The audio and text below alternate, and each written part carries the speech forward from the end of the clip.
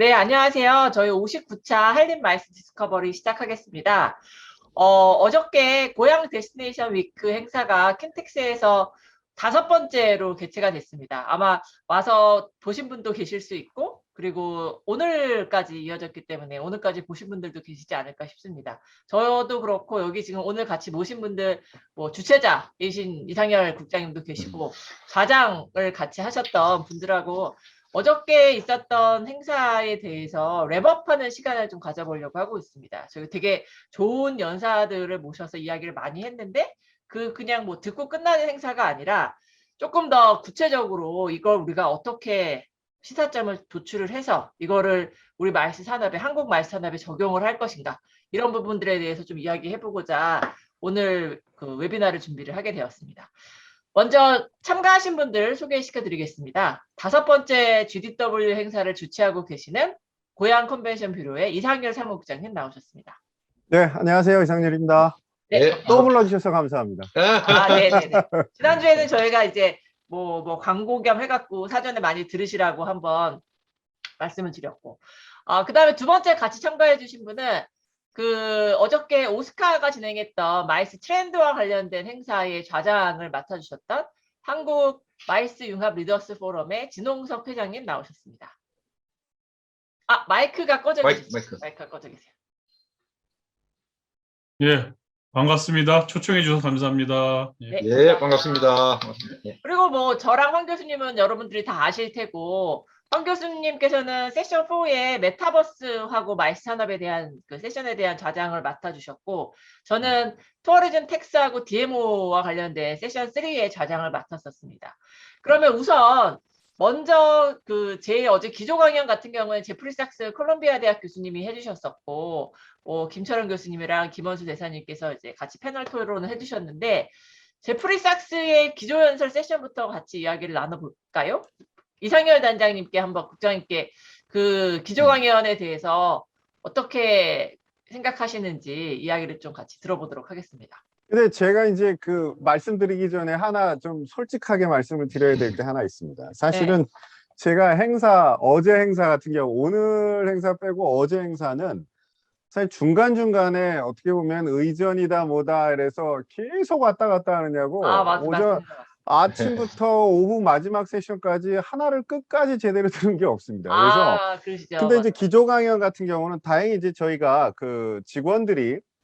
저희 직원들이 행사 세션이나 이제 토론 내용들을 정리를 해서 이제 계속 해왔는데요. 그 내용을 조금 전에 받아가지고 중간중간 있는 기억을 가지고 좀 해보겠습니다. 근데 이제 일단 제프리 삭스 교수님 어제 기조 강연에서 나온 것 중에 제가 좀 기억나는 부분들을 중심으로 말씀을 드리면 이 코로나 상황을 대응하는 데 있어서 한국이 잘하고 있다라고 하는 칭찬은 분명히 있었던 것 같습니다. 그래서 우리는 잘 인식하지 못하고 있는데 우리나라가 그런 부분에 있어서 굉장히 잘하고 있다라고 하는 부분 이제 그 얘기를 하셨고, 이제 다만 이제 원래 어제 기조 강연은 어떻게 보면 마이스 측면에서 이제 김철원 교수님 얘기하신 것보다는 글로벌 아젠다 측면에서 강연을 좀 하신 부분이 있는데, 결과적으로는 지금 이제 어떻게 보면 저희가 인구 증가나 기후 변화나 이런 것들, 급격한 도시화 이런 부분들이 우리 삶을 위협하고 또 사회 우리 전 지구적인 문제들을 일으키고 있는 상황에 대해서 어떻게 문제가 되고 어떤 위협이 있을 수 있는지에 대해서 이제 어제 교수님께서 말씀해 주셨는데요. 그래서 이러한 어제 이제 말씀하신 것 중에 좀 들어보면 뭐 인구가 폭발적으로 지금 성장을 하고 있고, 사실 2050년 정도 되면 또 우리 지금의 인구보다도 훨씬 70억 뭐 이렇게 넘어간다라는 말씀을 해주셨고, 그 다음에 이제 근데 그러면서 또 급속한 도시화, 그러니까 전 세계 인구가 계속해서 도시 인구 쪽으로 증가를 하고 있는데, 이게 이제 도시 인구 비율이 거의 뭐 50%를 넘어가는 비율까지도 확장되고 있다 이런 말씀해 주셨거든요. 그렇기 때문에 결과적으로는 이런 문제들을 해결하기 위해서는 즉 교수님께서 지적하신 게 이제 어떤 지속 가능하게 우리가 발전하기 위해서 얘기를 하셨던 부분이 디지털을 활용한 기술 개발이라든가 아니면 연대 협력 굉장히 강조하셨거든요. 이게 이제 도시가 중심이 되면서 그러니까 사실 어떻게 보면 국가의 역할보다도 도시의 역할이 더 부각이 되고 있는 상황인데, 이러한 그 도시 간 연대 협력, 그리고 국가 간 연대 협력의 중요성, 그다음에 이제 도시화에 따른 여러 가지 그 에너지 문제라든가 이런 부분들에 대해서도 해결 방안을 찾아야 되고, 그리고 이제 다국적, 이게 그 우리가 지금 문제가 가지고 있는 어떤 아까서 얘기했던 인구 증가나 기후 변화나 이런 문제들은 한 나라가 풀 수 있는 문제가 아니기 때문에 다국적 협력이 필요하다 이런 얘기를 해주셨던 것 같아요. 그래서 그런 그 다국적 세대에 있어서 우리가 디지털 경제로 전환해야 되고 그린 경제로 전환하려고 하는 노력이 필요하다 이런 얘기를 하셨고, 그 어제 이제 본인이 이런 얘기를 하셨던 것 같아요. 이게 이제 코로나가 진행이 된다고 하더라도 지금과 같은 이런 하이브리드 컨퍼런스가 계속될 거다. 이게 더 늘면 늘었지 줄지는 않는다. 그러니까 미팅 그 김철원 교수님 질문하고도 좀 연결이 되는데 행사의 횟수는 굉장히 늘어날 텐데 디지털하고 마이스 오프라인하고 같이 하면서 대신에 규모는 줄어들 거다. 그러니까 그런 것들을 즐길 수 있어야 되는 거고 그런 것들에 대비할 수 있어야 된다라는 얘기인 거고, 다만 이러한 그 디지털 경제나 그린 경제 구축에 있어서 한국의 역할은, 왜냐하면 한국은 이미 그 디지털 인프라스트럭처가 굉장히 좋기 때문에 그린 경제로서의 전환도 지금 빨라지고 있는 상황이니까 한국이 지금의 어떤 선도적인 역할을 할 수 있는 좋은 기회다라고 말씀을 해주셨던 것 같아요. 그리고 또 그러한 선도적인 모델을 만드는 데 있어서 한국이 좀 기여를 했으면 좋겠다라는 말씀을 주셨던 것 같습니다.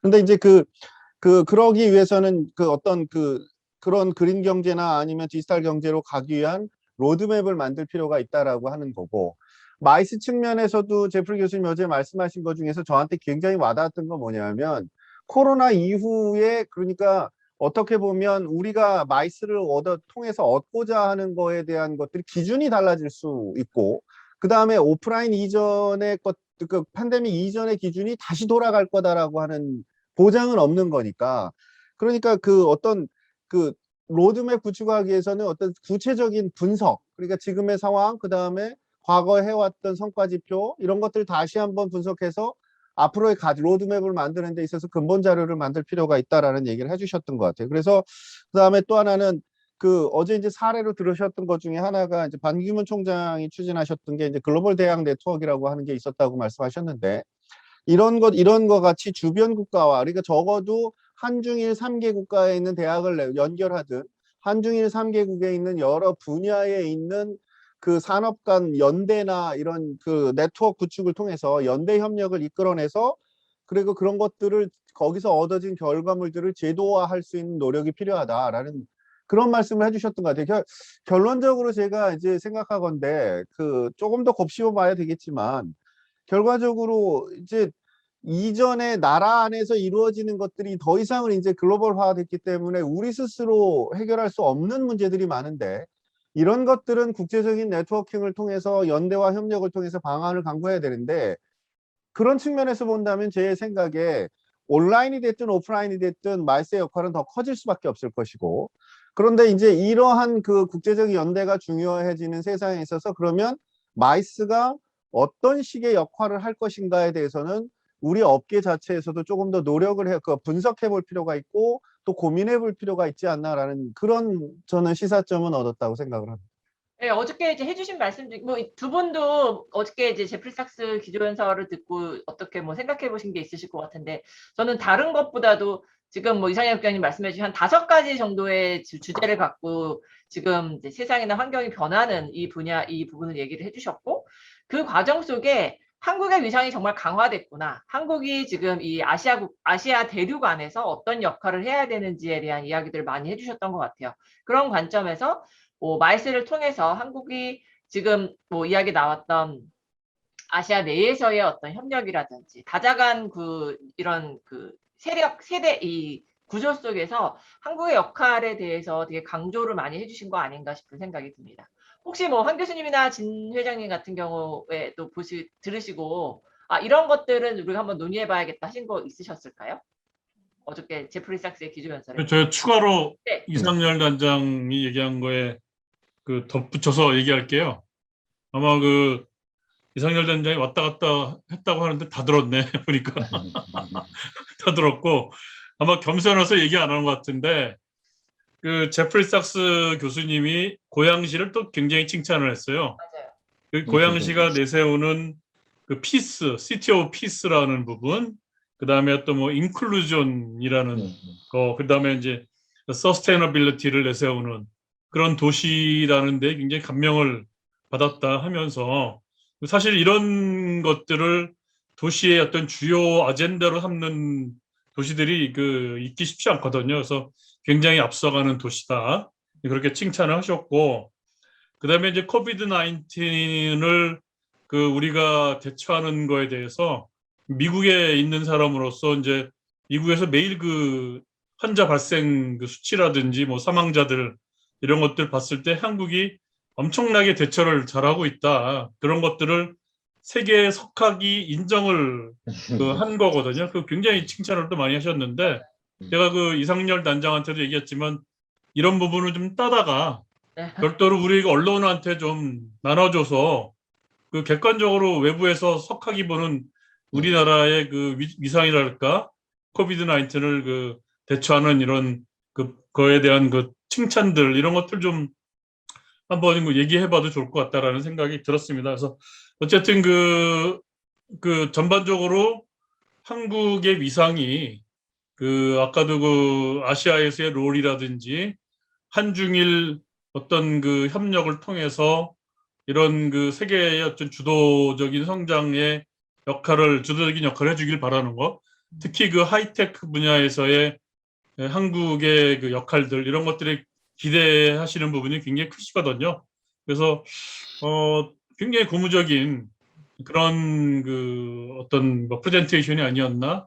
그리고 또 좋은 그런 결과물이 있었을 것 같은 생각이 드니까 또 이 바이 프로덕트를 잘 앞으로 사후에 활용하는 것도 굉장히 중요할 것 같으니까 이상열 단장님 잘 활용해 보시면 좋을 것 같습니다. 네, 네, 그렇게 하겠습니다. 네.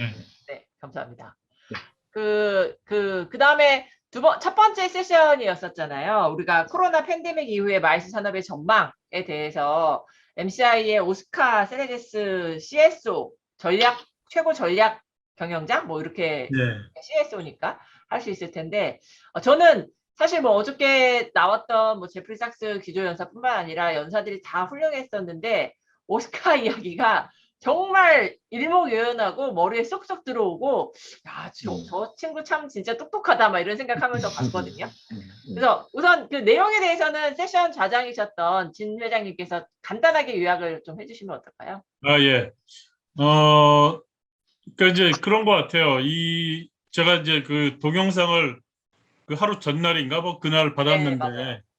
한 5번 정도 계속 리코딩을 한 걸 들어보면서 어쨌든 이제 요점 정리를 하기 위해서 쭉 이제 정리를 해봤는데 교수님 말씀하신 대로 굉장히 일목요연하고 포스트 코비드 19 시대에 벌어질 상황들 그런 상황에서 비즈니스를 해야 되는 사람들의 입장 우리가 어떤 부분들을 활용을 해야 되는지 이런 것들에 대해서 굉장히 일목요연하게 잘 짚어주셨고 특히 이제 이거를 마이스 산업에 적용을 해서 이분이 이제 마이스 산업에 계신 분이니까 잘 해주신 것 같은 생각이 들었습니다.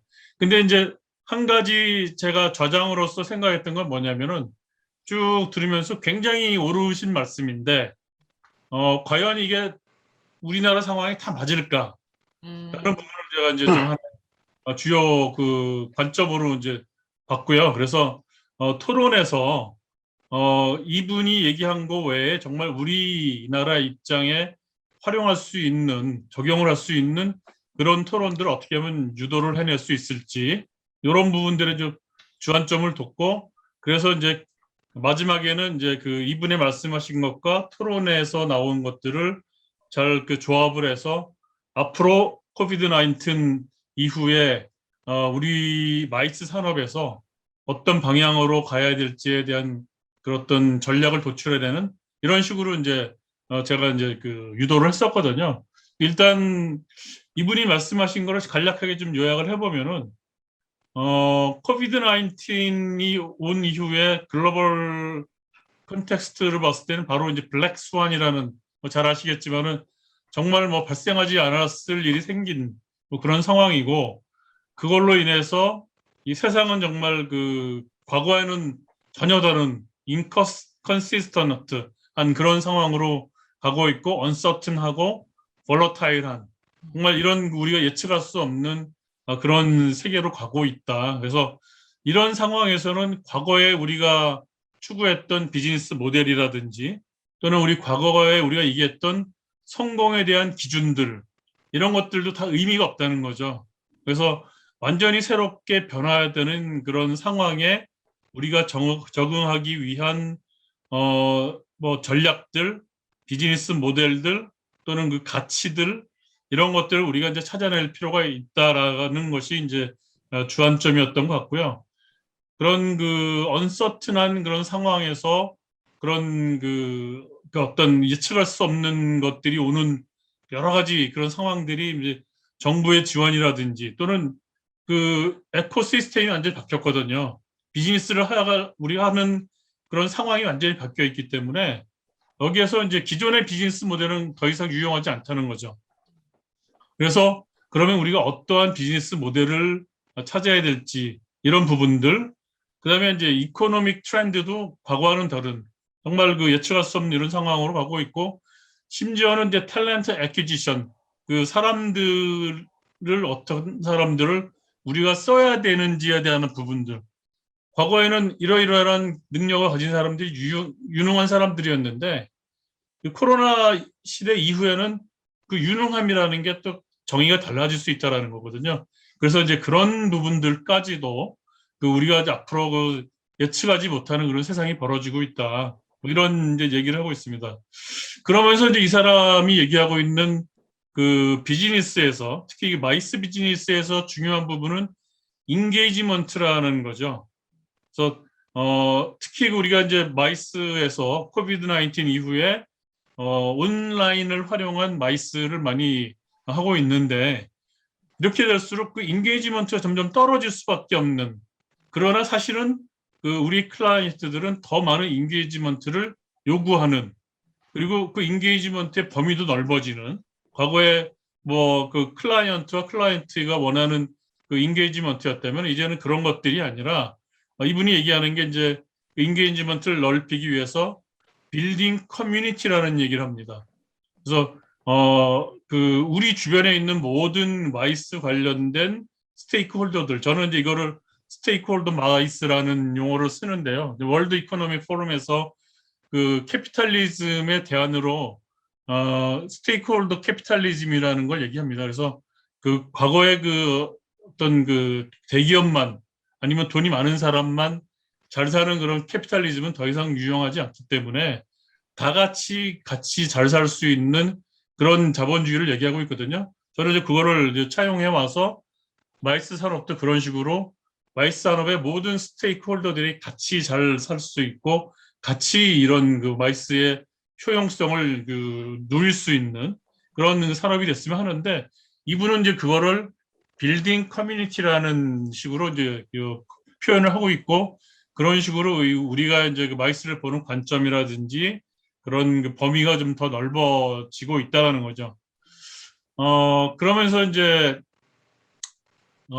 우리가 이제 그런 그 커뮤니티, 빌딩 커뮤니티를 하기 위해서 여러 가지 방식들이 있을 텐데, 가장 유용한 그 방식은 이제 벤치마킹을 하는 건데, 우리의 그 주변에 있는 하이 퍼포머들, 굉장히 그 오거니제이션 이펙트도 좋고, 어떤 매출도 좋고, 여러 가지로 그 하이 퍼포머라고 하는 데들을 우리가 쭉 살펴보면은 대부분 플랫폼으로 가고 있다라는 거죠. 그래서 그 플랫폼이라는 게 결국에는 자기의 커뮤니티에 같이 가고 있고 자기의 고객이라든지 인플로이라든지 또는 뭐 커뮤니티라든지 또는 뭐 정부라든지 하여튼 그 주변에 모든 그 스테이크홀더들이 같이 그 활용할 수 있는 그런 플랫폼으로 가고 있고 그런 비즈니스를 하는 곳들이 하이 퍼포머들이더라는 겁니다.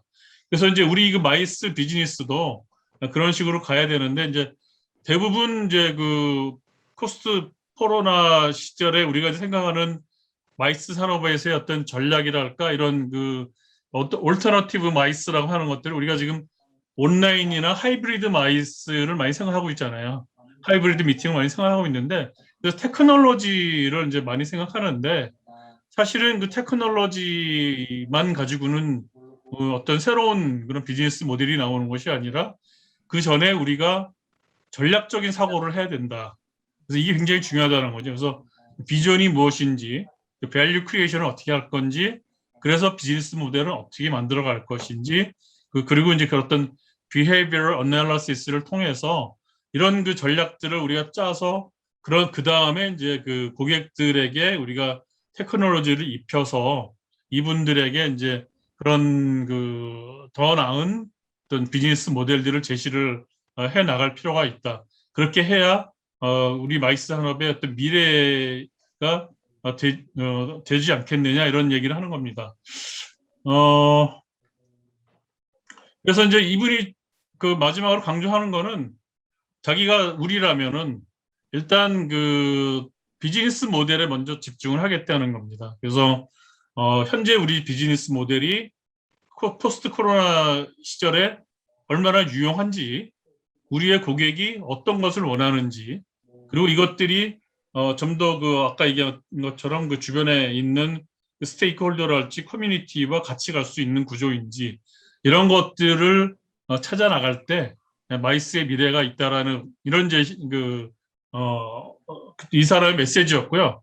그래서 이제 저는 이제 이거를 우리 토론을 하면서 했던 게 뭐냐면 과연 우리나라 상황에 이런 것들이 얼마나 이제 유용할지 이런 부분들을 이제 토론을 했던 건데 그런 거죠. 이제 우리나라 마이스 산업은 우리나라 GDP의 한 0.3% 정도 컨트리뷰션을 하는 걸로 나타나고 있는데 미국 같은 경우에는 한 3.25%, 그러니까 우리의 한 10배 이상이 됩니다. 경제의 사이즈를 보더라도 우리가 한 5배 정도 차이 난다는 걸 보더라도 그 마이스의 컨트리뷰션 레이트가 굉장히 차이가 나는 거고요. 이거는 이제 제가 볼 때 우리나라의 어떤 그 마이스의 그 밸류 크리에이션 하는 부분들에 문제가 있는 거 아니냐. 그래서 어떤 그 가치 사슬의 이제 문제로서 한번 우리가 생각을 해볼 필요가 있는 것 같고, 그 중에 하나가 이 오스카라는 친구가 MCI 이제 사람이고 MCI는 AMC고 코오피시오 역할을 하고 있거든요. 그래서 그런 그 AMC와 코오피시오가 있는 나라와 우리나라도 AMC가 없단 말이죠. 그래서 그 AMC의 역할이 과연 이 마이스 산업에서 얼마나 중요한 역할을 할지 이거는 그 입증된 바는 없으나 우리는 분명히 이게 없고 있는 나라에서는 굉장히 다양한 행사를 만들어내면서 다양한 가치들을 이제 만들어 내고 있는데 우리는 그렇지 못하고 행사를 대행한다든지 아니면 이제 외부의 행사를 따오는 유치해오는 이런 데 이제 한정이 되어 있기 때문에 그런 데에서 밸류 크리에이션에 한계가 있던 게 아닌가라는 이제 반성을 해볼 필요가 있는데 이제 우리 패널 중에 미국에서 오신 분이 있었거든요. 샘 리라고. 근데 이분은 현장에서 이제 그 DMC 역할을 하면서 지금 와서 코비드 19 이후에 미국은 컨벤션 센터들의 그 5G라든지 이런 그 테크놀로지를 도입하기 위해서 엄청난 돈을 쏟아붓고 있다는 거예요. 근데 한국에 와보니까 모든 컨벤션 센터가 다 갖추고 있고 어디 가나 다 5G가 있고 정말 그 놀랍다라는 거죠. 그래서 이런 그 인프라스트럭처라든지 이런 테크놀로지는 한국은 세계 최고이기 때문에 단지 손정미 교수가 얘기했는 그 컨텐츠의 부분 또는 그 스트래티지 오스카가 얘기한 그 전략 부분 이런 것들이 우리가 약하였던 게 아닌가라는 그런 어떤 결론을 도달하게 됐고 그래서 코비드 19 이후에 한국의 마이스의 과제는 이런 그 밸류 크리에이션을 할 수 있는 어떤 비즈니스 모델을 만들어내는 거 그래서 우리가 행사를 대행만 하고 유치만 하는 이런 그 마이스 산업이 아니고 정말 우리가 세계의 모범이 되고 세계의 고객들을 창출해낼 수 있는 그런 행사를 만들어내는 그 주도적인 국가가 될 수 있는 위치 그런 그 마이스의 어떤 포지셔닝 이런 것들이 필요하지 않을까라고 이제 그런 결론을 도출을 해냈습니다. 네, 여기까지가 저희 1세션의 얘기였던 것 같습니다. 예. 네, 그 회장님께서 되게 자세하게 설명을 이렇게 딱 요약을 잘 해주신 것 같아요. 그 말씀 주신 것처럼 오스카의 여러 가지 이야기가 있었지만 그 중에서 결국은 테크놀로지에 우리가 되게 지금 열광하고 있지만 테크놀로지는 전략이 먼저 선행을 하고 테크놀로지를 거기 도입하면 되는 거지 테크놀로지를 먼저 보고 우리가 뭘 하는 건 아니다라는 이야기를 했었고 저도 들으면서 지금 이제 회장님께서 마지막에 얘기해 주셨던 것처럼 한국의 마이스 생태계라는 게 뭐 싱가포르나 유럽과 다르다 보니까 오스카의 이야기에는 뭐 조인트 벤처라든지 무슨 M&A 같은 것, 뭐 디지털 기업을 우리가 지금 우리한테 없는 어떤 능력이 있으면 그 능력을 갖고 있는 기업과 JV를 한다든지 뭐 M&A를 하는 이런 이야기를 하는데 사실 우리 구조에서는 그거는 뭐 언감생심 생각도 못하는 그런 상황이니까 그런 게 결국은 한국의 마이스 산업의 생태계가 좀 바뀌어야 되지 않나라는 어떤 과제를 주지 않았나 싶은 생각을 해보게 됩니다. 네. 예. 혹시 뭐 이 세션에 대해서 오스카 세션 전 진짜 재밌게 들었기 때문에 뭐 이단장님이나 황 교수님 더 코멘트 해주실 거 있으실까요?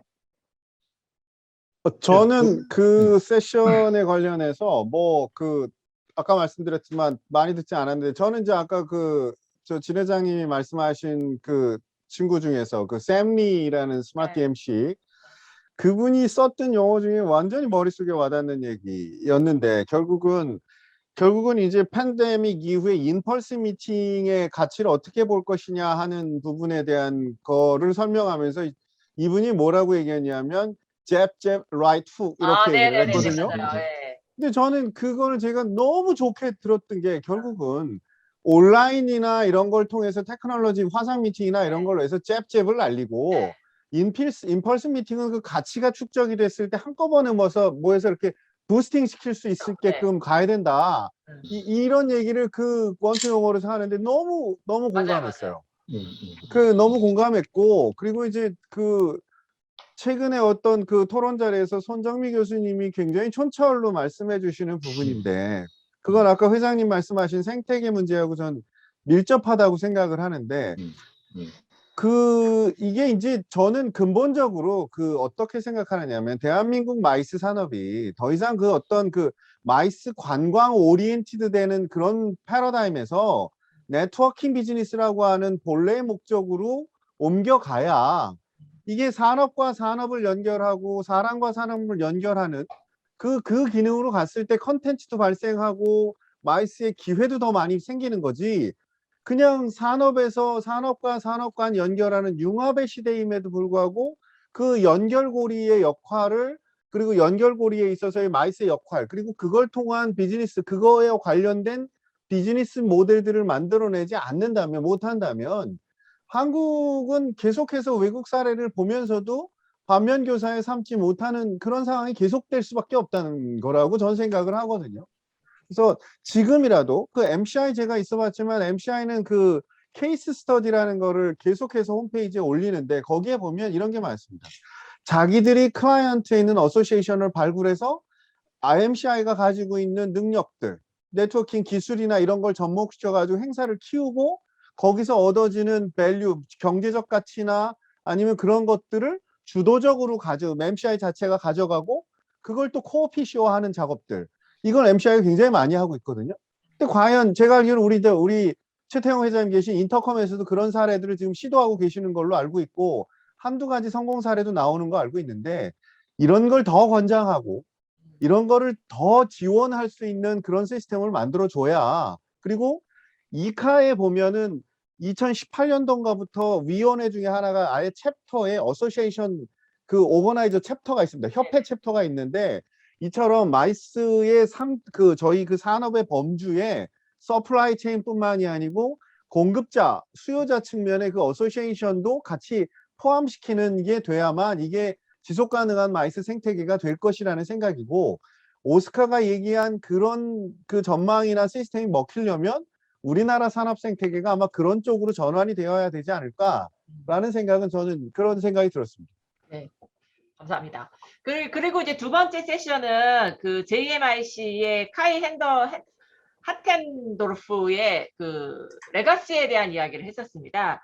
두 번째 세션 같은 경우 마이스 앤 더 시티, 레거시 앤 임팩트라는 주제로 JMIC가 이제 매니페스토 만들었던 거를 중심으로 이야기를 해주셨는데 제가 이제 다음 세션에 제가 좌장이다 보니까 저희 세션 토론자들하고 이야기를 하느라고 요 세션을 들락날락하면서 들어갔고 뒷부분에 이제 토론자들 이야기는 좀 많이 들었는데 앞에 이제 강연 내용은 많이 못 들었는데 황 교수님이 이 세션 열심히 들으시지 않나요?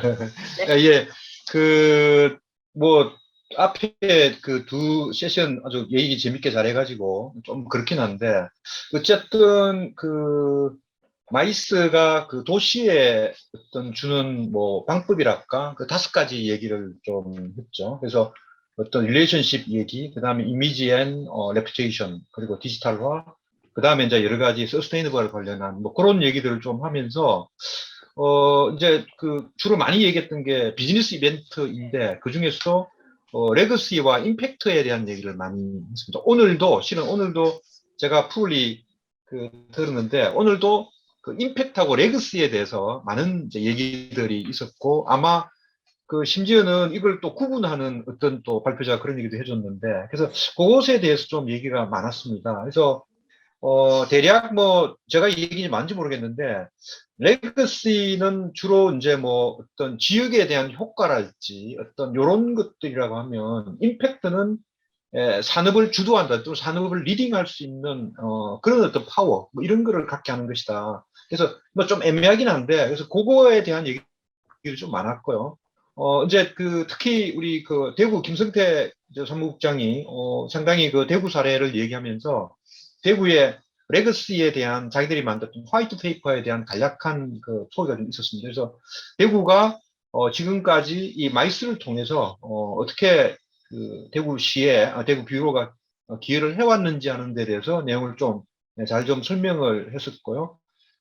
또 이제 그 UN SDG에 대한, 저는 또 재밌게 좀 들었던 얘기가, 그 어제 이제 그게 났죠. 우크라이나가 이제 그 크림반도를 회복하기 위해서 그 인근 국가들의 국제회의를 개최를 해서, 이제 혼자 힘으로 힘드니까 이런 국제회의를 통해서 이제 이 크림반도를 이제 회복하기 위한 그런 노력을 한다는 게, 제 생각하면 국제회의에서의 중요한 어떤 그 사례를 보여주는 거다. 고루 윤영에서 얘기를 했던 것 같은데, 뭐 그런 얘기도 좀 기억이 좀 많이 남고요. 그리고 지금은 이제 그 많은 우리 그 경기 관광업소도 그렇고, 우리 지금 뭐 고향도 마찬가지이고, 이런 레거시 관련한 지표를 지금 다 개발을 많이 하고 있는 것 같고, 그래서 막 이런 것들이 우리가 조금 더 노력을 하면 우리 마이스의 어떤 뭐랄까요, 지금까지 단순하게 비지터 에코노미 이상의 어떤 그런 퍼포먼스를 보여줄 수도 있겠다, 이런 생각까지 해봤습니다. 예. 네. 그 뭐 제가 저 부연 설명이라기보다는 그 예. 말씀 주신 것처럼 김성태 대구 컨벤션 뷰로 사무국장님이 대구가 복합지구 자체를 이제 비즈니스 이벤트 디스트릭트라고 그걸로 특화시켜서 하고 있고, 아마 이제 뭐 대구 컨벤션 뷰로 사이트나 아니면 뭐 이렇게 찾아보시면 이미 책자 발간도 하고 있는 상황이어서, 전 세계적으로 저희는 여전히 마이스 산업이라고 부르고 있지만 많은 나라들에서 비즈니스 이벤트라는 용어가 되게 활성화되고 있는 게 현실인 것 같습니다. 그러다 이게 비즈니스 이벤트라는 용어 자체가 이 임팩트 레가시를, 마이스의 레가시를 비즈니스적으로 가져가겠다라는 측면을 강조하고 있기 때문에, 그래서 그런 거와 관련된 세션의 내용들이 상당히 많이 나왔었던 걸로 저도 기억을 하고 있습니다. 뭐 또 혹시 두 번째 세션에 대해서 진 회장님이나 이 단장님 혹시 뭐 더 해주실 말씀 있으실까요? 이 사실 저는 개인적으로 이 레거시한 임팩이라는 개념에 대해서 굉장히 관심이 많고, 레거시라는 개념이 이제 그 유럽에서 도입돼 지금 이제 가장 그 레거시 이 부분에 있어서 가장 신경을 쓰고 있는 게 이제 원더풀 코펜하겐 쪽이죠. 그래서 그리고 이제 제가 오늘 사실 ADRT 아시아 데스티네이션 라운드 테이블에서 그것들을 이제 적극적으로 도입해서 하고 있는 데가 이제 그 비즈니스 이벤트 사라와기. 네, 그 사라와기 그런 얘기를 하고 있는데, 교수님께서도 주셨지만 레거시하고 임팩이라는 개념에서 보면, 레거시라는 결국은, 레거시는 뭐하고 저는 어떻게 이해하고 있냐면, 레거시라는 게 결국 도시하고 연관입니다. 그 행사를 그 도시로 유치를 하면서 어떤 유산을 남길 것이냐 하는 부분이 있는 거고요. 그 다음에 이제 임팩이라고 하는 측면에서 보면, 임팩이라고 하는 건 주최자하고 연관이 좀 있죠. 그러니까 이 행사를 개최함으로써 어떤 그 효과를 창출할 것이냐 하는 건데, 이것도 도시하고도 연관이 있지만 좀 구분해서 본다 그러면, 그런데 이게 그 결국은 이제 그 카이의 얘기는 보고서 자체에서도 그렇고 얘기를 해보면, 도시가 도시가 성장하는 데 있어서 이런 레거시하고 임팩을 창출하기 위해서 어떤 역할을 할 것이냐, 마이스를 통해서 어떻게 역할을 할 것이냐에 대한 고민을 그 도시 자체가 해야 된다는 거죠. 그러니까 도시 자체는 산업적, 경제적 모든 게 다 환경적, 자연적으로 문화적인 환경이 다른데 똑같은 기준을 가지고 있을 수는 없는 거죠. 그러니까 그런 것들에 있어서 그러니까 그 얘기는 아까 조금 전에도 말씀드렸지만 관통하는 게 뭐냐면 대한민국이 이 그 비즈니스 이벤트 레거시나 이런 것들에 있어서 어떤 그 마이스 이벤트 비즈니스 마이스 레거시 임팩이라는 걸 창출하려면 지금의 패러다임은 조금 더 벗어나야 된다라고 하는 거하고 다시 귀결이 된다는 겁니다. 사실 제가 이런 얘기하면 좀 그렇지만 대구는 우리나라에서 제일 먼저 만들어진 컨벤션 뷰로이고 그리고 지금까지 컨벤션 뭐에다가 중점을 더 왔냐 하면 사실은 그 16년, 17년이 됐는데 지금까지 매년 UIA 기준 행사들을 몇십 건의 행사들을 했지만 이런 것들을 한 번도 정리한 적이 없었어요. 대구 스스로가 없었는데 그러면 뭐냐면 이게 제대로 표현이 안 되면 사실 뷰로 자체의 위상이나 아니면 그 도시 안에서 뷰로의 역할 자체에 대해서도 사람들이 의문을 품을 수밖에 없습니다. 그런데 뷰로가 유치한 행사가 그 도시에 어떤 유산을 남겼고 어떤 효과가 창출됐다라는 것을 증명했다면 그걸 보여준다면 그 뷰로의 역할은 재조명될 수밖에 없는 거거든요. 그래서 이 비즈니스 이벤트, 마이스 이벤트의 레거시 앤 임팩은 사실은 CBB의 존재 가치를 증명하는 데 있어서도 그리고 CBB의 역할을 그 규정하는 데 있어서도 굉장히 큰 역할을 할 수밖에 없다라고 저는 생각을 하는 거고요. 그런 측면에서 대구의 시도는 굉장히 중요하고 그리고 그런 부분에 있어서 대구가 어쨌든 이니셔티브를 지고 가는 건 굉장히 중요하고요. 저희 역시도 고향 역시도 결국은 그런 것들에 있어서 어떤 그 의미 있는 결과물들을 내기 위해서 계속 노력을 할 것이고 이게 단순히 끝나고 나서 정리하는 게 아니고 레거시나 임팩은 사실은 사전의 행사 전 단계부터 의도도 될 수 있고 설계도 가능하거든요. 그래서 그런 부분에 대해서 체계성을 조금 더 갖춰서 조금 더 나은 결과를 낳을 수 있게끔 해야 되겠다라고 하는 다짐을 해보는 그런 세션이었습니다. 네. 네, 제가 좀 코멘트를 한다면은 음. 레가시 관리가 굉장히 중요하다. 그래서 레가시라는 건 그냥 과거가 아니고 이걸 관리를 잘 하면 미래에도 활용을 할 수 있다라는 거를 보여주거든요.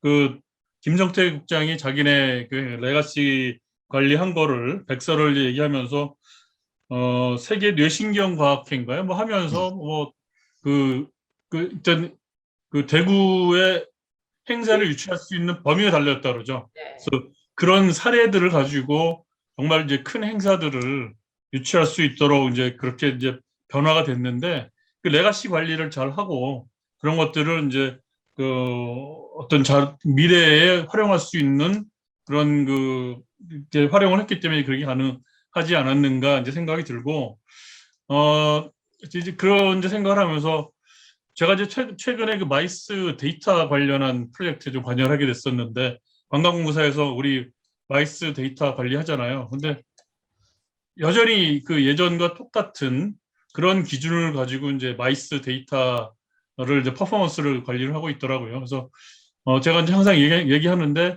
그 퍼포먼스의 어떤 그 크라이테리어랄까 우리가 그 어떤 아까도 이제 그 오스카도 얘기했지만 성공을 보는 관점이 달라져야 된다고 했었는데 우리나라도 이제 마이스의 어떤 그 성공을 보는 기준들을 그리고 이런 뭐 레가시 같은 것까지도 아마 그 어떤 그 퍼포먼스에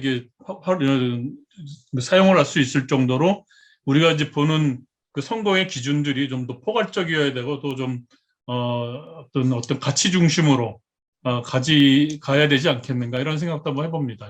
네, 맞습니다. 네, 진짜 뭐, 마지막에 제가- 네. 예, 제가 한 두 가지만 좀 얘기를 하면 오늘 제가 들으면서 많이 좀 뒤에 들었던 얘기가 스토리텔링 얘기를 오늘 많이 이제 했었거든요.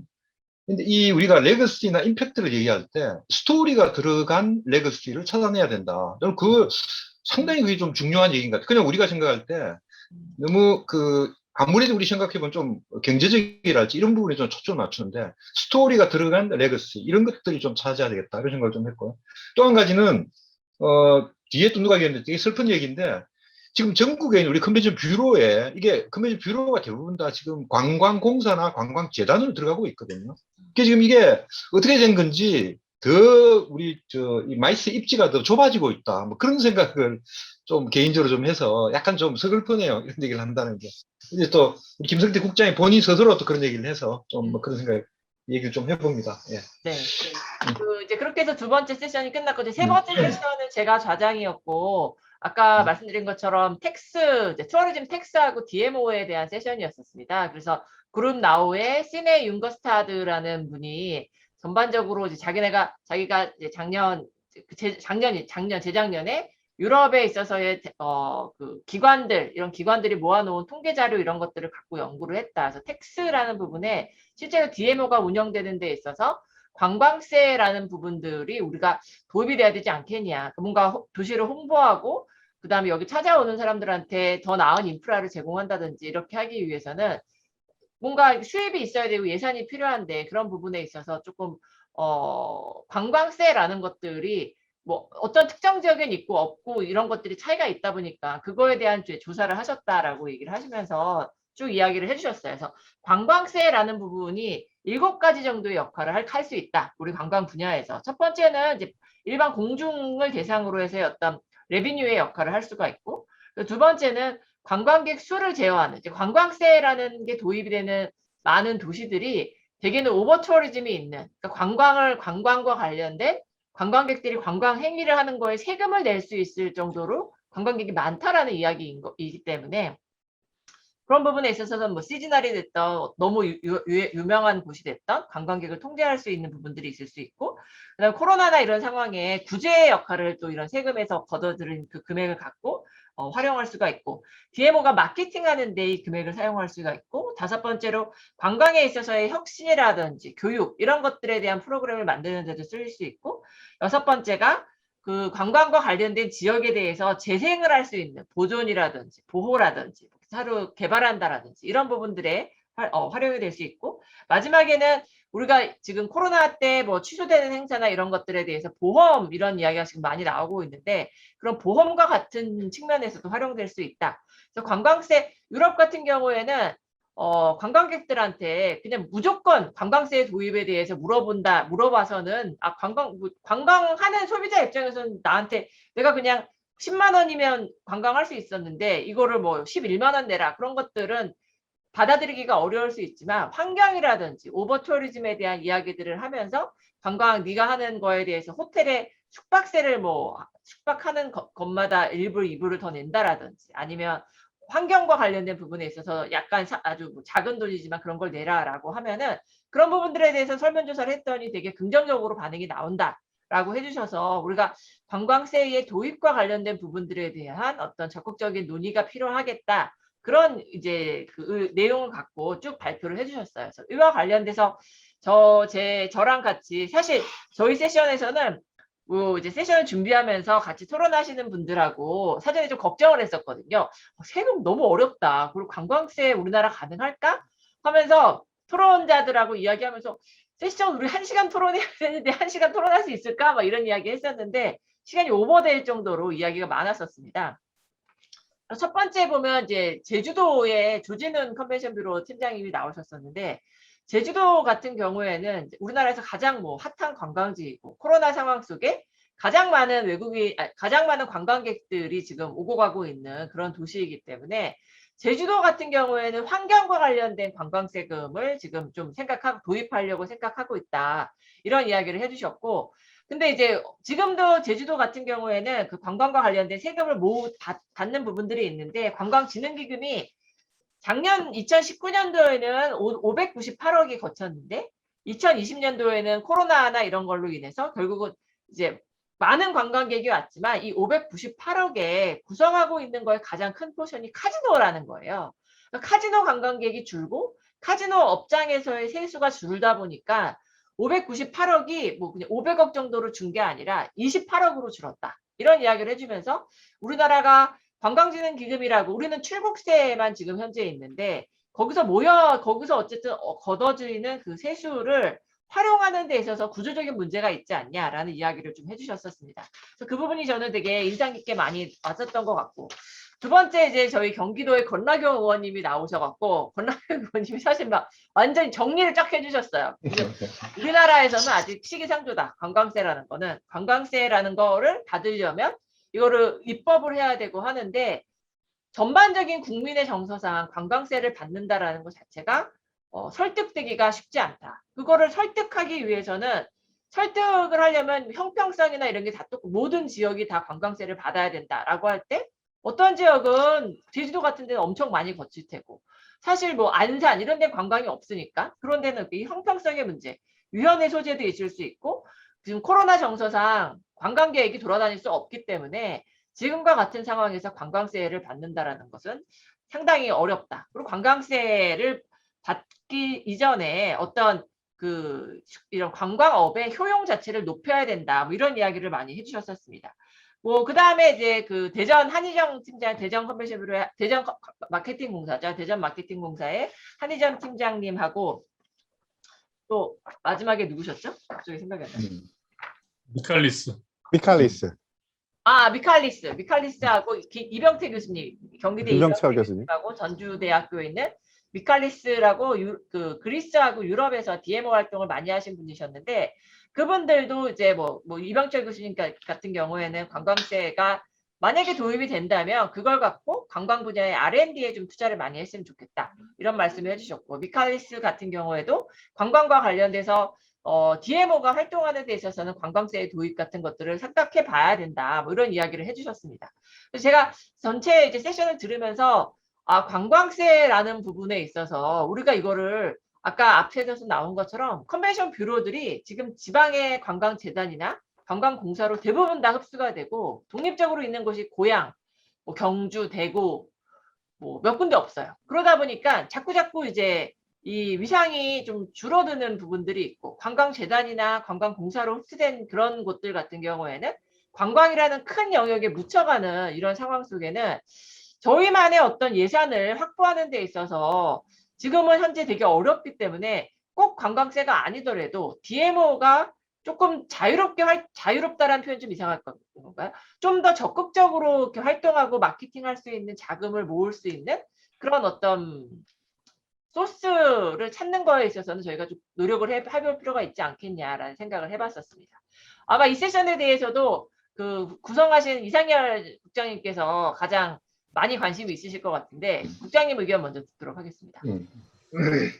사실은 제가 이번에 전체적인 프로그램을 저희 준비위원 여기 오늘 참석해 주신 회장님 또 진 회장님 또 황희곤 교수님 윤은주 교수님 전부 다 저희 준비위원이셔서 프로그램을 준비위원님들 의견을 들으면서 하면서 제일 신경 썼던 세션 중에 하나가 사실은 이 투어리즘 섹션, 투어리즘 텍스 앤 DMO 세션하고 그 다음에 이제 레거시 앤 임팩트 세션이라고 볼 수 있을 것 같습니다. 그런데 투어리즘 텍스에 대한 이게 이제 특히 권나경 의원님 말씀하신 걸 들으면서 어떤 느낌이 드느냐면 투어리즘 텍스에 대한 개념 자체에 대해서 우리가 조금 더 이게 이해를 할 수 있는 걸로 정리를 좀 할 필요가 있겠다라는 생각이 드는 거죠. 어제 시네가 얘기했던 투어리즘 텍스 보고서를 보면 이게 대상이 누구냐면 국가가 아닙니다. 투어리즘 텍스를 부과하고 말지는 누구한테 결정이 있느냐면 시티 거버먼트한테 물어보는 겁니다. 그러니까 관광이 없는 오산이라고 하는 도시나 이런 곳은 사실 시티 텍스가 필요가 없습니다. 투어리즘 텍스가 필요가 없습니다. 근데 오버 투어리즘이나 이런 것하고 연관이 있는 제주나 이런 곳들은 사실은 관광에서 얻어지는 수익은 그 수혜자가 정해져 있고 사실은 네거티브한 것들은 도민 전체가 취하는 그런 가져가는 수익이 꽤 있거든요. 그런데 그러니까 이런 측면이 있는 거죠. 그런 네거티브가 있는데 내가 왜 세금까지 내가면서 그 사람들을 관광산업을 나하고 관계가 없는데 관광을 받아들여야 돼? 라는 거가 하나가 있고요. 두 번째는 그런 국제회의를 나는 국제회의 때문에 오면 교통도 막히고 솔직히 내가 가는 식당에 가면 밥도 먹을 수도 없고 또 가면 내가 가는 쇼핑하러 가는데 외지인들 막 들어와 있고 이거는 거주민들 입장에서는 싫은 거죠. 근데 지금의 DMO나 CBB 예산은 누가 내고 있냐면 그런 분들이 내고 있는 세금으로 가는 거거든요. 그렇다고 보면 그럼 이런 분들이 이렇게 생각할 겁니다. 내가 왜 그럼 나한테 불편함만 주는 도시 전체로는 베니핏이지만 내 삶에는 불편함을 주는 그런 조직에다가 왜 내가 돈을 줘야 돼? 이런 얘기가 나올 수 있거든요. 그러니까 베니핏은 그 사람들이 그 행사를 비지터들을 대상으로 해서 얻어진 수익을 가지고 도시 차원에서 필요로 하다면 DMO를 운영할 수 있는 펀딩을 할 필요가 있지 않겠느냐라는 측면에서 어떻게 보면 투어리즘 텍스라는 개념이 우리도 이제 고민을 시작해야 되는 게 아닌가라는 측면에서 이 세션을 가져갔던 거고요. 그래서 아까 그 권 의원님 말씀대로라면 그런 거죠. 국가가 아니고 그 도시가 그 세금을 필요로 하는 것인지 말 것인지. 근데 문제는 우리나라는 도시가 그런 생각을 가지고 있어도 국가 법적으로 그게 허용이 안 된다는 거예요. 네. 그러니까 이거는 결과적으로는 모든 도시가 해당이 되는 게 아니고 해당되는 도시가 따로 있는데 지자체가 이런 어떤 그 지금의 뭐라 그러냐 지방자치 이런 개념으로 간다 그러면 필요에 의해서 지방자치단체가 이걸 부과해서 할 수 있게끔 열어줘야 되는 거 아니냐라고 하는 측면에서 저희들이 조금 더 고민을 해야 되는 거고 CBB 입장에서는 또 관광도시는 관광 DMO 입장에서 그런 고민이 있을 거라고 생각하거든요. 그래서 조금 더 알기 쉽게 이런 어떤 논의의 장을 만들어서 설명 자료를 잘 만들 필요가 있겠다. 그리고 이걸 설득하는 정치인들이나 정책을 결정하시는 데 있어서 도움이 될 만한 그런 논의의 장이나 아니면 자료들을 적극적으로 앞으로 조금 더 만들 필요가 있겠다라는 생각은 저는 더 확실하게 이번 세션을 들으면서 더 들게 됐습니다. 네. 뭐 저희도 아무튼 세션 운영하면서 되게 사람들이 관심이 많은 주제였다라는 생각은 들었던 것 같습니다.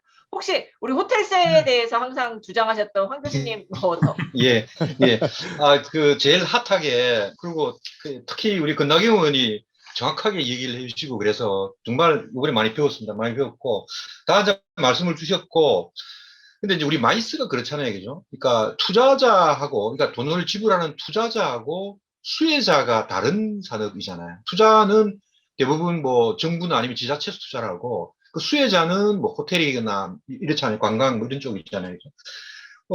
저도 이건 이제 많이 연구도 해보고 고민도 많이 해봤는데, 저는, 이제 방금 우리 이단장님 얘기하신 대로 지역별로, 예를 들면 지금 제주나 부산이나 마이스나 관광 좀 핫한 이런 데는 저는 충분히 도입 가능하고, 그거는 지금 솔직히 안 되는 이유는 뭐냐면, 주로 우리가 지금 생각하는 거는 호텔세라는 개념으로 지금까지 많이 생각을 했는데요. 많이 생각했는데, 그런 것들이 호텔의 지금 파워가 제가 서울 컨벤션 뷰로를 만들 때도 호텔 우리가 제일 협조하는 데가 항공사하고 호텔이거든요. 네. 그러니까 거기가 설득이 안 되는 거예요. 그게. 그리고 뭐 호텔 얘기하면 룸택스 이런 식으로 얘기하면 이런 얘기를 하죠. 야, 지금도 수지가 안 나는데 무슨 경쟁력이 안 룸택스냐. 맞는데. 항상 이런 얘기였거든요.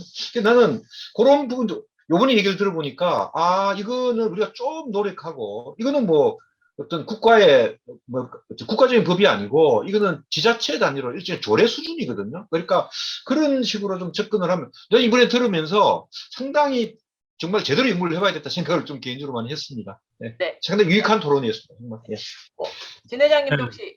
예, 그 룸택스로 우리는 이제 그동안 이 얘기를 많이 했었던 것 같은데, 사실은 이거를 도입하기 위해서 이제 뭐 회의도 몇 번 해보고, 맞아요. 근데 네. 정말 호텔과 그 항공사가 제일 말 안 들어요.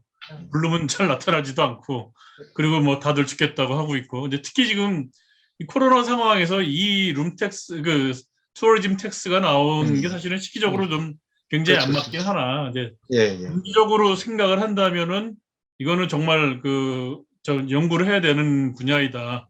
그 라스베가스 같은 경우에 룸택스 굉장히 성공적으로 잘 활용하고 계시는 거 다 잘 아실 겁니다. 그래서 그 룸택스를 걷어서 결국에는 그게 이제 그 네바다주로 가서, 네바다주에서는 이제 라스베가스 컨벤션 뷰로, 거기에 오서리티죠. 거기는 이제 그쪽으로 돈을 보내서 이제 도시 마케팅을 하는데 활용을 하고, 그것이 결국에는 더 많은 고객들을 불러들여서 호텔들이 더 많이 차는, 그래서 이제 그 수익이 더 레베뉴가 발생하는 이런 그 선순환 구조를 입증을 했거든요. 그래서 아까 이제 어저께 권나경 의원님도 말씀하셨지만은 그런 세금을 그 도입을 하려면은 효용성을 입증을 해야 된다라고 했거든요. 그래서 효용성을 사실은 입증을 하면 돼요. 그래서 정말 이런 선순환 구조가 있다라는 거를 우리가 산업계에서 한번 정말 조사를 해보고 그 우리나라 같은 경우도 대구의 사례가 좀 있는 것 같은데 대구 컨벤션 뷰로가 룸텍스 일부 그 자기 회원들한테 걷어서 그 회원들에게 우선적으로 행사를 주는 뭐 이런 구조를 했던 걸 알고 있는데 효용성을 정말 입증할 수 있을 것 같거든요. 그래서 그 조례 수준에서 이런 것들을 활용을 한다면은 우리가 룸텍스를 한번 도입해보는 것도 시기적으로 코로나 끝날 때쯤에는 한번 도입해볼 수 있다고 생각이 들고 암스테르담 같은 경우 옛날에 제가 생각나는 게 옛날에는 그 어느 나라 도시에 가면은 그 시티 맵을 주잖아요. 네네네. 인포메이션 센터에 시티 맵을 주는데 암스테르담은 그걸 팔더라고요. 알죠. 네. 네, 2유로인가 팔았었어요. 그래서 예. 그거를 가지고 암스테르담 컨벤션 뷰로가 수입으로 잡는 이런 구조를 했었는데 뭐 이런 것들도 한번 창의적으로 생각해 보는 것도 방법이 아닐까 생각해 봅니다. 예. 샌프란시스코도 그런 것 같아요. 뭐 쿠팡북이랑 같이 지도가 있는 것들을 이 5불인가 뭐 이렇게 팔았던 것 같아요. 예. 그렇죠. 네. 그 기념품도 되고 그렇겠죠. 네네. 예, 맞습니다. 그렇게 해서 이제 세션 3. 교수님, 저 참고. 네. 그 2018년 고향 데스티네이션 위크에서 라스베가스 컨벤션 뷰로의 그 왔었죠. 부사장이 오셔서 그 네. 발표를 할 때 배드 텍스에 대해서 맞아요. 얘기를 한 적이 있습니다. 그래서 지금도 고향 데스티네이션 위크.com에 오시면 그 예. 영상을 보실 수 있습니다. 맞아요. 아, 예, 발표 예, 자료도 좋네. 있고, 그래서 혹시나 참고가 필요하시면 그 예. 영상과 자료를 활용하시면 예. 됩니다. 네, 예. 네, 감사합니다. 네, 보실 수 있어요, 진짜. 그다음에 마지막 섹션이 마이스하고 디지털이라는 주제에서 이제 그 요새 가장 핫한 주제인 메타버스에 대한 부분을 오썸 피아의 민문호 대표님께서 예. 말씀해 주셨고, 그리고 이제 황 교수님께서 좌장을 하셨습니다. 그래서 황 교수님이 이제 그 세션에 대한 요약을 조금 해주시면 좋겠습니다. 예.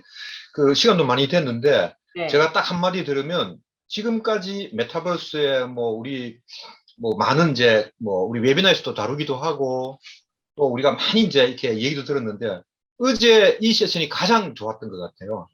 다 필요 없고 여러분 뭐 혹시나 등사하면 반드시 아카이브에 꼭 한번 들어보기를 강력히 권합니다. 정말로 전문가들로 다시 한번 우리 사장단자 너무 고맙게 생각합니다. 좋은 패널을 구성을 해서. 자, 어쨌든 간단하게 얘기를 해보면 이제 얘기가 메타버스의 어떤 기술적 측면 이런 것들이 지금 중요한 사항이 아니고 이거를 활용을 해서 소위 말하는 온 오프라인을 어떻게 융합해서 우리 마이스의 가치를 찾아낼 것인가 이게 핵심이다. 물론 지금 현재 기술적으로 어려움도 있는 건 사실이고 또 젊은 친구들 게임 차원에서 들어오고 그래서 현실적으로 비즈니스 지금 당장 어려운 것은 사실인데 대세는 상당히 오랜 기간 이 메타버스가 대세가 될 것 같아.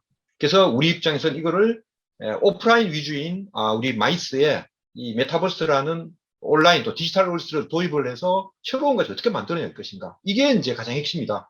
이제 그 얘기를 좀 주로 좀 했고요. 그래서 이제 그 토론 이제 나온 딱 두 부류인데 하나는 우리 김지현 팀장 서울관광재단하고 김민혜 팀장 인천관광공사입니다. 그러니까 공기관에서 그럼 메타버스 어떻게 활용하고 있느냐. 그 얘기를 좀 해서 어쨌든 얘기를 정리해 보면 공기관이나 지자체가 플랫폼 만들고 이러지 말고 어떻게 활용을 잘 할 것인가. 우리가 뭐 오프라인상에서 못했던 뭐 그런 것들을 온라인에서 할 수 있는 그게 메타버스 활용하면 잘 될 것 같아. 특히 인천관광공사는 제가 사전에 얘기를 좀 해봤는데 우리 과기정통부로부터 이 펀드를 받아가지고 지금 이제 자기들이 관광 쪽 메타버스를 올리는 얘기를 하고 있고요. 뭐 그런 여러 가지 얘기도 있어서 그 토론 내용이 자신이 나오고 있고요.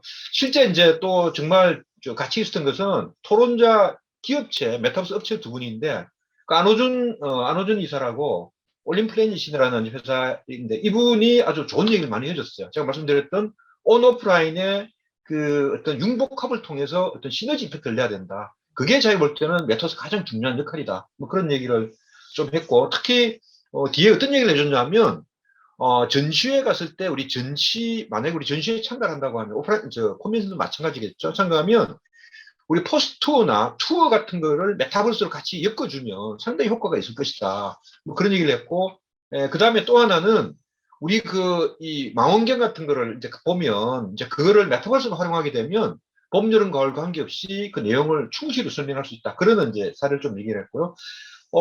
SAP의 정성희 상무가 저는 상당히 감동적으로 들었는데요. 그래서 여러 가지 얘기를 많이 했고, 그래서 결국은 뭘 준비할 것인가 얘기했는데 5가지 얘기했거든요. 하나는 이 메타버스에 대한 세계관이 좀 필요하다. 세계관. 이런 얘기야. 그 다음에 디바이스의 중요성. 지금 오클러스나 우리가 구글 글라스 같은 게 있는데, 이 지금 이 디바이스의 발전, 여기저기 의미가 있고, 그 다음에 지금 오늘 계속 얘기되고 있는데, 컨텐츠의 중요성. 이거 아무리 강조해도 지나치지 않다. 컨텐츠. 그 다음에 플랫폼 사업자가 어떻게 할 것인가. 그래서 우리 입장에서는 플랫폼을 만들기보다는 플랫폼을 이용하는 게 좋겠다. 이런 식이에요. 그 다음에 여러 가지 이제 인프라 이런 부분들이다. 그래서 그러니까 정리를 해보면 메타버스는 당분간 대세이다. 그 다음에 메타버스의 기술적 측면보다는 메타버스를 우리 현재 오프라인 마이스 어떻게 결합해서 새로운 가치를 만들어낼 것인가. 그걸 위한 우리 나름대로의 컨텐츠 준비, 어떤 세계관, 그 다음에 디바이스의 개발도 이런 것들을 참조를 해서 우리가 접근해 나가야 된다. 그렇게 얘기가 좀 되었습니다. 예. 네, 감사합니다. 혹시 메타버스는 사실 저희 웨비나에서도 뭐 한 번 다룬 적이 있었고, 아마 많은 분들이 되게 관심이 많으신 분야일 거예요. 지금 현재 제일 핫한 주제이니까. 그래서 뭐 메타버스에 대한 전반적인 이야기들을 많이 들으셨을 것 같고, 저도 어제 세션 왔다 갔다 하면서 보니까 황 교수님께서 그 SAP의 정상희 이사님의 그 발언에 가장 많이 이렇게 되게 공감하시는 것 같은 모습들을 저도 본 것 같은데, 혹시 뭐 이 부분도 이 단장님이나 진 회장님 뭐 추가 의견 있으실까요? 네. 제가 좀 최근에 저도 좀 메타버스를 공부를 하고 있어가지고 관심이 많은 분야인데, 사실 이제 민문호 그 대표가 저희 포럼 회원이어가지고 네. 저희가 얼마 전에 한번 그 우리 포럼끼리 웹 세미나를 한번 했었어요. 근데 네. 그때 이제 메타버스 발표를 한번 해주셔가지고 이미 한번 공부를 했던 차인데, 그 메타버스를 보는 우리의 이제 관점이 굉장히 중요할 것 같아요. 그래서 아까 이제 말씀하신 것처럼 현재 그 공공기관에 계신 분들, 현실에 이거를 적용하려고 했던 분들은 굉장한 어려움들을 겪고 계신 게 사실입니다. 현재로서. 네. 그러나 이제 이게 그 가상과 현실을 넘나드는 새로운 어떤 에코시스템을 만드는 어떤 그 새로운 플랫폼이라고 생각했을 때, 그리고 세계의 그 빅테크 기업의 80%가 여기에 지금 다 투자를 하고 있고, 뭐 이런 그 트렌드를 볼 때 이거는 앞으로 그 새로운 세상을 여는 어떤 대세다라고 저는 그렇게 확신이 들고요. 그래서 현실적으로 조금 어려움이 있을지라도 이 메타버스에 대한 집중적인 투자와 어떤 연대, 이건 뭐 한두 회사가 해서 될 일은 아닌 것 같기 때문에 정말 그 범국가적인 어떤 그 에코시스템을 만들기 위한, 그러니까 또 하나의 세상이 만들어진다고 보면 될 것 같아요. 그래서 그 우리나라 현재 이 대한민국이 아니라 가상의 대한민국의 어떤 관광과 마이스의 어떤 플랫폼, 그러니까 관광을 하러 오는 사람들이 이제 두 부류가 되는 거죠. 그리고 또 그 메타버스를 통해서 어떤 사람들이 이제 현실 세계에 올 수도 있는 거고, 이 넘나드는 현실과 가상을, 이런 거를 생각한다면 정말 이거는 앞으로 그 4차 산업혁명 시대, 그리고 그 테크놀로지에 앞서가는 우리나라로서는 대단한 기회다라고 저는 생각을 합니다. 그래서 우리가 이제 3차 산업혁명까지는 그 선진국들을 따라가느라고, 관광도 마찬가지고요, 어떤 그 한계가 있었는데, 이런 기회들을 잘 활용을 한다면 우리가 선도국이 될 수 있는 기회가 아니냐, 저는 그렇게 생각을 합니다. 그래서 메타버스가 현실적으로 뭐 서버가 의 문제라든지 뭐 이런 그 그래픽을 구현하는데 돈이 많이 든다든지 이런 문제들이 있으나, 이거는 좀 더 정말 좀 미래지향적으로, 장기적으로 이런 프로젝트로서 다 같이 모여서 한번 힘을 합쳐보면 좋겠다라는 저는 그런 생각을 했습니다. 아까 이 단장님도 소개하셨던 샘리의 잽잽 후보를 하려면 사실은 잽잽이 여기 메타버스 상에서 이루어질 수 있는 부분이기 때문에 저희가 뭐 지금 진 회장님 말씀해 주신 것처럼 아직까지는 조금 뭐 제약적인 조건들이 분명히 있습니다. 근데 이 부분에 대한 연구는 지속적으로 돼서 이게 결국은 우리 마이스 뭐 관광 이 분야에 도입이 돼야 되는 게 아닌가라는 생각을 해보게 됩니다. 네. 제가 사실은 이거 칭찬을 제일 많이 들은, 예상치 않게 잘 구성했다고 칭찬 제일 많이 들은 세션이었습니다. 사실은 황 교수님도 그렇게 말씀 주셨지만 저한테 사실 문자나 이런 걸로다가 고맙다고 해서 참 좋은 세션이었다고 사실은 제일 칭찬을 많이 들었습니다. 근데 왜 그럴까 이유를 생각해 보니까 어제 오신 분들이 발표가 되게 까칠했어요. 메타버스의 좋은 점만 말씀하신 분이 하나도 없어요. 네. 님노로 대표는 실질적으로 그 사업을 하시는 분인데도 네. 완벽한 의미의 메타버스는 아직 구현도 못하고 있다 이런 얘기를 하셨거든요. 응. 그리고 안이사도 그렇고 정상무님은 또 컨설팅 회사에 계시니까 상황을 굉장히 냉정하게 보셨던 거죠. 그리고 또 사실은 우리가 이런 새로운 기술이 나올 때마다 지자체나 이런 데 그걸 도입을 했던 사례를 만들려고 하고 있는데 그게 갖는 위험성이나 아니면 어떤 어려운 점에 대해서 굉장히 솔직하게들 얘기를 해주셨던 것 같아요. 맞아요. 그래서 저는 이 메타버스가 어제 그 민 대표님 얘기하신 것 중에서 전 사실 두 그 키워드 문장이 저 머릿속에 남아 있는데 메타버스 상에서 경제 활동이 이루어지지 않으면 그건 순수한 메타버스가 아니다. 이게 메타버스는 경제 활동이 그 안에서 이루어질 수 있어야 된다. 이 얘기는 엄청나게 함축적인 거지 않습니까? 결국은 우리가 사회에서 하고 있는 경제 활동이 그 안에 다 들어가야 된다는 거니까 이게 그러니까 우리가 메타버스와 VR이라는 것과 구분할 필요가 있다라는 얘기한 거고 두 번째는 그러면서도 말씀했던 것 중에 정상희 상무가 한 걸로 저는 기억하는데 Think big, act small. 네.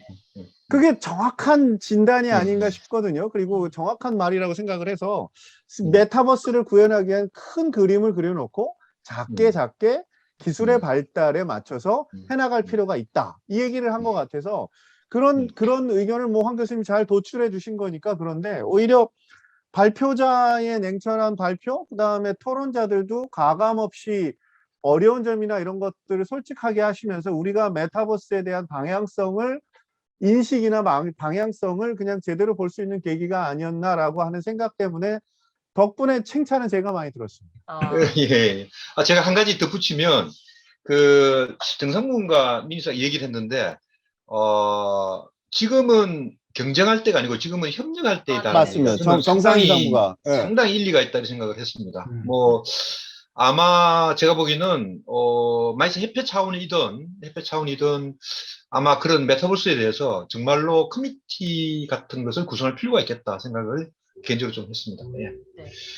오늘 지금 이렇게 저희가 전체 뭐 기조부터 4가지 세션을 쭉 다 한번 훑어보다 보니까 사실은 다 이렇게 하나의 큰 줄기가 있었던 것 같아요. 일맥상통하는 이야기, 세션에서 나왔던 이야기가 다음 세션에 다시 이어지고 또 보면서 야, 참 이상열 단장님이 어떻게 이렇게 세션을 구성을 하셨을까라는 생각도 들고 이게 GDW의 힘이다라는 생각도 드는 부분이 있는 것 같습니다. 그래서 저렇게 기라성 같은 분들을 항상 초대한다라는 것도 사실 저런 네트워크를 갖고 있지 않으면 쉽지 않은 일인데 진짜 아까 뭐 황 교수님도 감사하다는 말씀을 드렸지만 다시 한번 저희도 감사의 박수를 좀 감사합니다.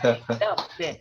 그래서 이게 그 오늘의 이런 랩업 세션도 좋은 것 같아요. 한번 하고 나서 그냥 다시 끝났어 뭐 끝이야 이러는 게 아니라 한번 다시 못 들으신 분들한테도 도움이 되실 것 같고 이렇게 다시 한번 정리해보는 것도 도움이 되지 않을까라는 생각을 해보게 됩니다.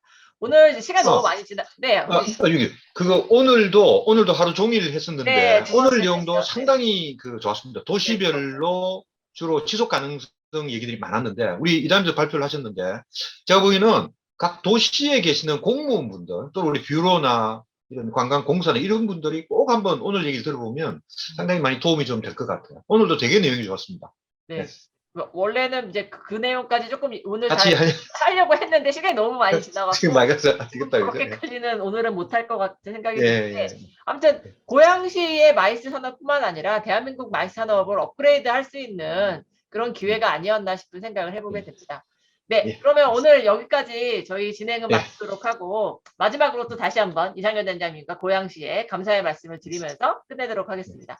수고하셨습니다. 감사합니다. 수고했습니다. 수고했습니다.